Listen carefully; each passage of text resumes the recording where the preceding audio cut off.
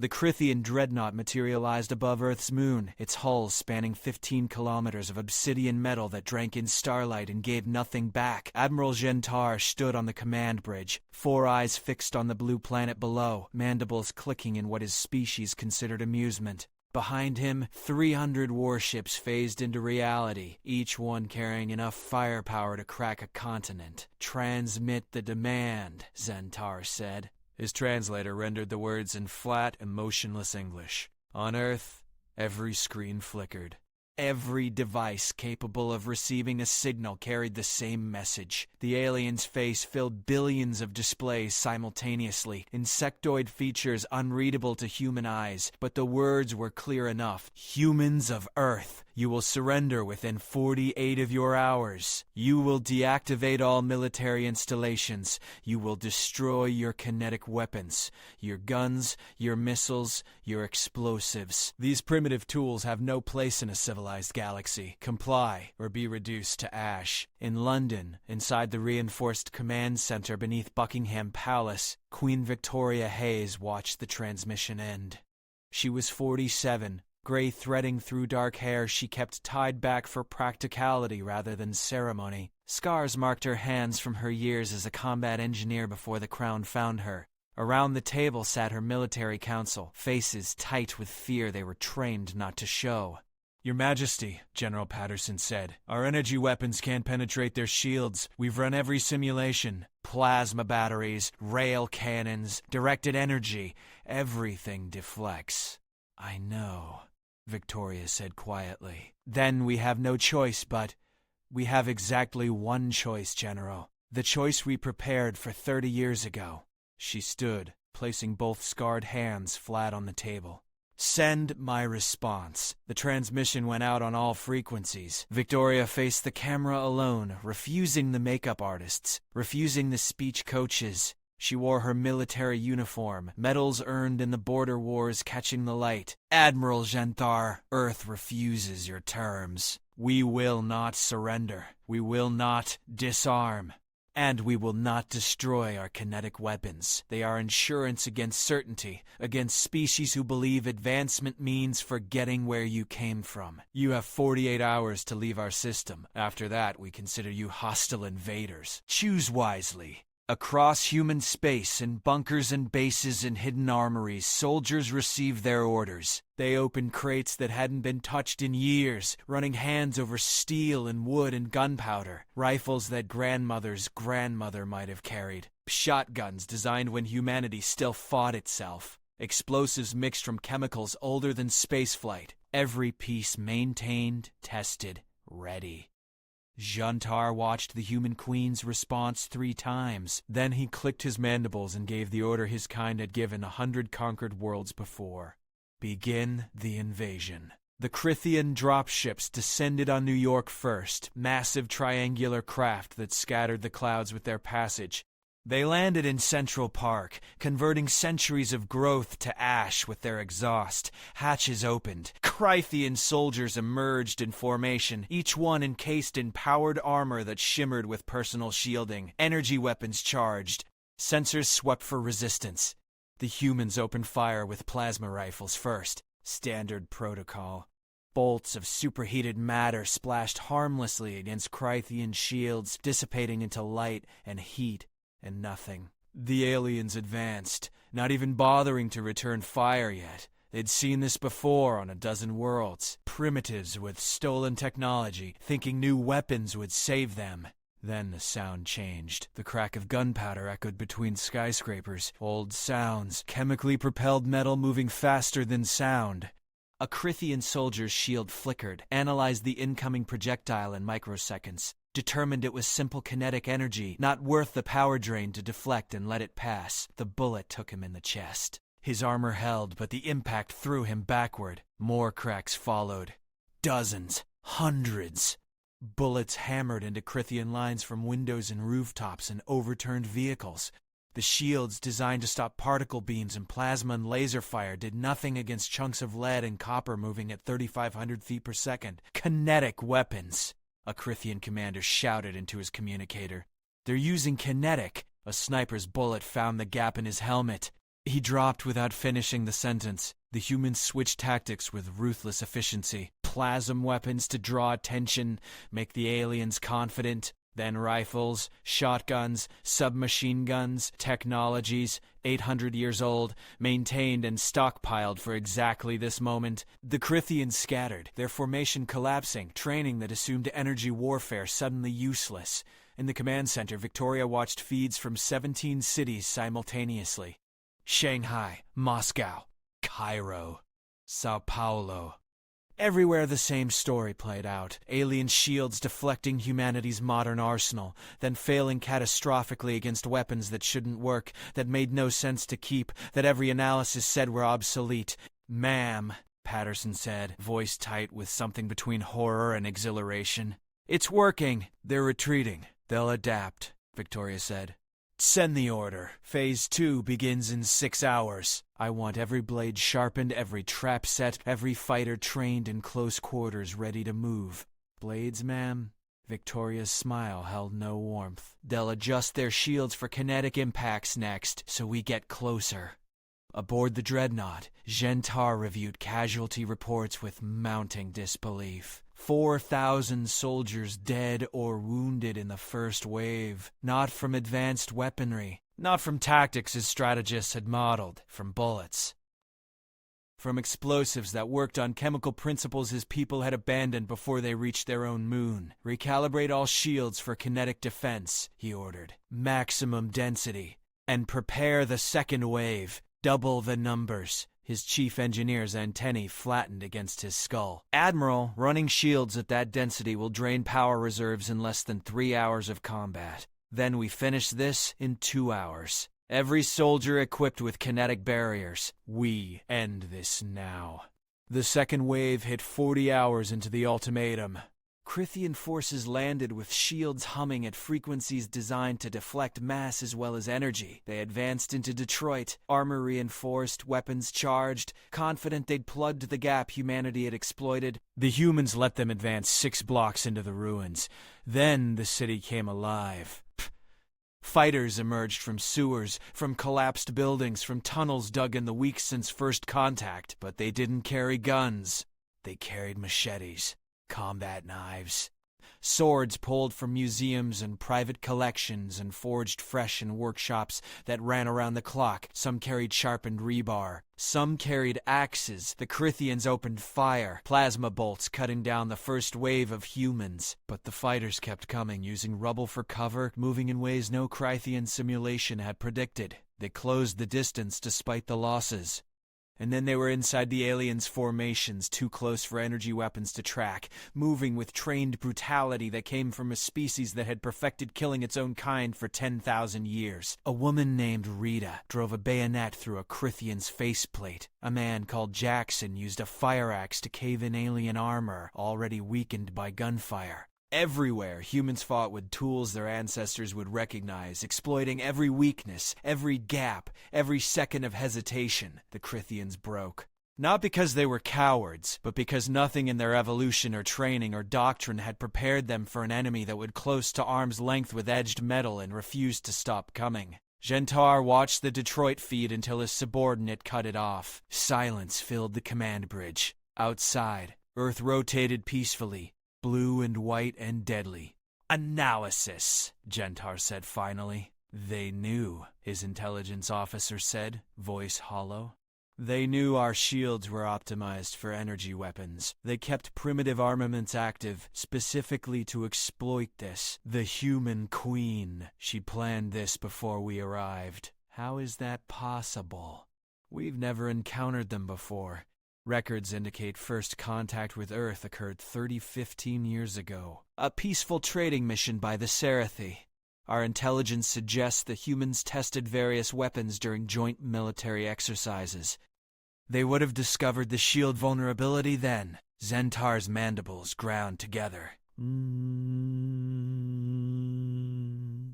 They said nothing. They kept manufacturing these weapons, stockpiling them, training with them, while adopting our energy technology for show.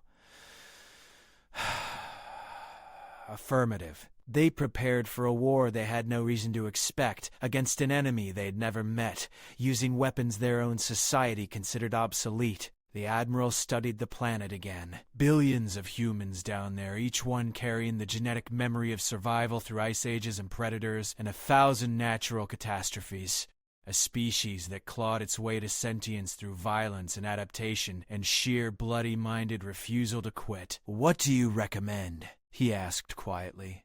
"Orbital bombardment. We can sterilize the surface before they launch countermeasures." As if summoning the words, proximity alarms screamed across the bridge. Sensors identified 30 perimeters of ballistic missiles breaking atmosphere, each one trailing fire, each one carrying not antimatter or plasma charges but simple high-explosive warheads, conventional weapons, old weapons. The Krythian point defense systems opened fire, but the missiles used no guidance computers to hack, no energy signatures to track easily. They flew on inertial navigation and radar, technologies so primitive the alien targeting systems struggled to lock on. 21 made it through the defensive screen. The explosions rolled across Krythian hulls in expanding spheres of light and pressure. Shields designed for particle beams and directed energy absorbed some of the blast, but raw kinetic force translated through armor plating, buckling decks, rupturing compartments. 3 destroyers went dark immediately. The dreadnought shuddered like a living thing in pain. "Damage report," Gentar shouted. "Hull breaches on decks 14 through 19. Reactor 3 offline." "Casualties?" The officer's voice broke. "Casualties across the fleet estimate 40%. Admiral, they launched those from underwater vessels. We didn't even know they had them targeted on us." Gentar sat down slowly. Around him, his command crew worked frantically to restore systems, to save the dying, to keep the fleet from falling apart. He thought about the human queen's message. Insurance against certainty, against species who believe advancement means forgetting where you came from. His people had forgotten. They'd grown so confident in their shields, their energy weapons, their technological superiority, that they dismantled every kinetic defense, every conventional countermeasure. Why maintain primitive systems when you had perfection? The humans had answered that question with blood. "Open a channel to Earth," Gentar said. "Priority diplomatic frequency." Victoria's face appeared on his screen moments later. She looked tired. Behind her, he could see maps marked with combat zones, status boards covered in casualty counts. But her eyes were clear and hard as the steel her people still knew how to forge. "Admiral," she said simply, "Your Majesty, I am empowered to offer a cessation of hostilities. I'm listening. We will withdraw from Earth's system. We will respect your sovereignty. We will recommend to the Krythian Council that humanity be granted full diplomatic status in exchange for you not destroying the remainder of my fleet." Gentar clicked his mandibles slowly. "And perhaps, eventually, an explanation. Why keep these weapons? Surely you knew adopting energy technology was more efficient, more powerful." Victoria was quiet for a moment. When she spoke, her voice carried the weight of someone who'd made terrible choices and would make them again. "My grandmother fought in the border wars, Admiral. She told me something I never forgot. She said the moment you think you found the perfect weapon, someone will invent the perfect defense, and the moment you abandon the old ways completely, someone will use them to kill you." She leaned forward slightly. "We keep our guns and our blades and our explosives for the same reason we keep our humanity. Because advancement isn't about forgetting who you were. It's about carrying everything you've learned forward. The beautiful and the terrible, the civilized and the savage. We are a young species, Admiral. We remember what it cost to survive. We're not ready to forget yet." Gentar thought about his own people's history, sanitized and distant, the violent climb from prey animal to apex predator to spacefaring civilization reduced to a few paragraphs children learned in school. They'd evolved past their bloody origins. They'd become better, hadn't they? "Your terms for the ceasefire?" he asked. "Withdraw to lunar orbit. Remain there for 72 hours while we verify your fleet is disarming weapons. Then you may leave. We'll transmit the battle data to your council as proof of what happened here. What they do with that information is their choice. And if we refuse?" Victoria's expression didn't change. Then we continue this war using every weapon we've ever invented, from sharpened rocks to antimatter bombs until one of us is gone. Your choice, Admiral. He made the only choice left. We accept your terms. The Krythian fleet withdrew that night, running lights visible from Earth as they limped toward the moon. In the streets of 100 cities, humans emerged from bunkers and shelters and fighting positions to stare at the sky. They carried rifles still warm from firing. They wore armor splashed with alien blood and human blood mixed together. They'd paid in thousands of dead for the right to remain free. Victoria stood on the palace balcony watching the alien ships retreat. Patterson joined her, his uniform torn, a bandage wrapped around his left arm. "Do you think they'll be back?" he asked. "Eventually. Maybe not them, but someone." She touched the rail, feeling the cold metal under her fingers. Someone always comes back. That's why we keep the old weapons, James. That's why we never forget. Below them, London began to light up again. Power restored section by section, people returning to homes or what remained of them. Rebuilding, always rebuilding. It was what humans did. They broke and they rebuilt and they remembered the breaking. In orbit, Gentar composed his report to the Krythian Council. He chose his words carefully, knowing they would change how his people saw warfare, how they saw evolution, how they saw themselves. The humans had taught them something profound and terrible. Progress wasn't a straight line leaving the past behind. It was a spiral, carrying everything forward, accumulating tools and knowledge and capacity for violence in ever-growing layers. The humans hadn't abandoned their primitive weapons. They'd added them to an arsenal that spanned the full spectrum of destruction, from sharpened steel to quantum warheads ready to deploy whatever worked. Other species had evolved past their savage origins. Humans had simply gotten better at it. The message reached the Krythian homeworld 3 days later. The council read it in shocked silence. Then they voted unanimously to grant Earth full sovereign protection and to add a new directive to their military doctrine. Never assume primitive means ineffective. Never assume advancement means abandonment of old methods. And never, ever underestimate a species that refuses to forget how to kill. On Earth, Victoria signed orders to expand the conventional weapons program. New rifles entered production alongside plasma cannons. Blade training joined energy weapon courses in military academies. History classes spent extra time on pre-spaceflight warfare, studying tactics from eras when humans fought humans, learning lessons written in blood across 10,000 years. The stockpiles grew. The training continued, and when the next alien species arrived at Earth's borders, they found detailed specifications waiting for them in the standard greeting package. Schematics of human kinetic weapons, performance data on chemical explosives, combat footage from the Krythian War, a warning and an invitation both. This is what we are. This is what we remember. This is what we'll never forget. Most species read the data and chose trade over conquest. They visited Earth and marveled at museums where ancient weapons hung beside modern artillery. They watched military parades where soldiers marched carrying both plasma rifles and shotguns. They asked why and received the same answer Victoria had given. Because the moment you forget how you survived, you stop surviving. Years passed. Earth joined the galactic community not as a conquered territory but as an equal power. Human soldiers served on peacekeeping forces, carrying their dual arsenal, equally comfortable with steel and plasma. Human engineers improved alien technology while maintaining their own conventional systems. Human diplomats negotiated with the weight of Krythian defeat behind every word. And in every armory on every human world, and every home that chose to keep a weapon for protection, the old tools remained. Cleaned, maintained, ready. Insurance against certainty. Against the assumption that the new would always triumph over the old. Against the arrogance of forgetting, the galaxy learned to respect that. And eventually, slowly, other species began keeping some of their own old weapons in storage. Just in case. Just in case humanity was right about remembering.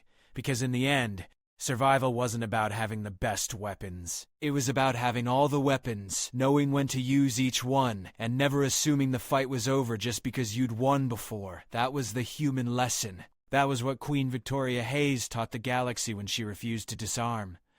That was why, centuries later, when new species emerged to threaten the established order, they found not one kind of resistance, but dozens, hundreds, an infinite gradient of violence calibrated to exploit every weakness. And they learned, as the Krythians learned, that humanity's greatest weapon wasn't technology or tactics or training, it was memory. The absolute refusal to forget a single method of staying alive, no matter how primitive, no matter how brutal, no matter how old. They carried it all forward, the stone and the steel and the fire and the atom, and they never ever forgot how to use any of it.